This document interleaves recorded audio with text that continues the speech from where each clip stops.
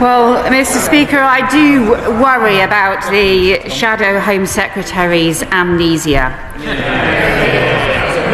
And the 14 years that his party was in government, in which they never managed to do any of the fantasy things that he claims. So coming back to the reality rather than the fantasy rhetoric that he said. He talked about the approach that his previous government was taking before the election. So it's worth reminding the House of what that approach was. Asylum decisions dropped by 70%. They effectively had a freeze on taking asylum decisions, and they were returning those asylum seekers nowhere. Not to France, not to the safe countries that people had passed through, not to Rwanda, despite running the scheme for more than 2 years. Only 4 volunteers went at a cost of £700 million. Their approach left us with a backlog that was soaring, and had we continued with that totally failed approach, not taking asylum decisions, not returning people anywhere, there would have been tens of thousands more people in asylum accommodation, in asylum hotels across the country right now. That is the kind of chaos that his policies were heading towards, and that is the kind of chaos that he is promising again now.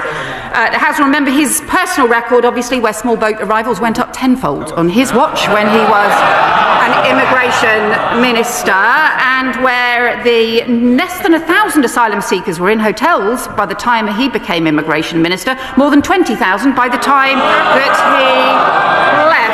And his new concern for local councils, well, he was the immigration minister who actually wrote to local authorities to tell them he was stopping the requirement for local authorities to agree to accommodation, saying, I have instead authorised providers to identify any suitable properties that they consider appropriate.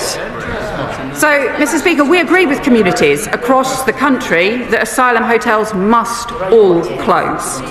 And I understand too why councils individually want to take action in their area. But I would say to the Shadow Home Secretary, a party that wants to be in government should have a proper plan for the whole country, not just promote a chaotic approach that ends up making it worse in lots of areas. But that actually is their record. The reason that we have asylum hotels in the first place is because they did no planning. They let Manston chaos get out of control, and both the Shadow Justice Minister, when he was Immigration Minister, as well as the Shadow Home Secretary, rushed around the country opening hotels instead of taking a practical, steady approach that gets to the heart of the problem, that reduces the asylum system, that strengthens our border security and tackles and reforms the appeals that are causing the huge delays now.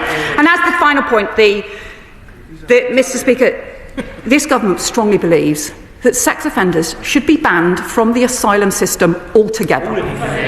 That is why we have put those details into the Border Security Bill, a bill that his party has voted against time and again, is still resisting in the House of Lords, a bill which, if opposition parties supported us and worked with us, we could have that law on the statute book. We could have those stronger powers against sex offenders. We could have the stronger powers on counter-terrorism powers to go after criminal gangs. We could have the stronger powers in place to tackle the offences that are being committed in the Channel and across the country as well.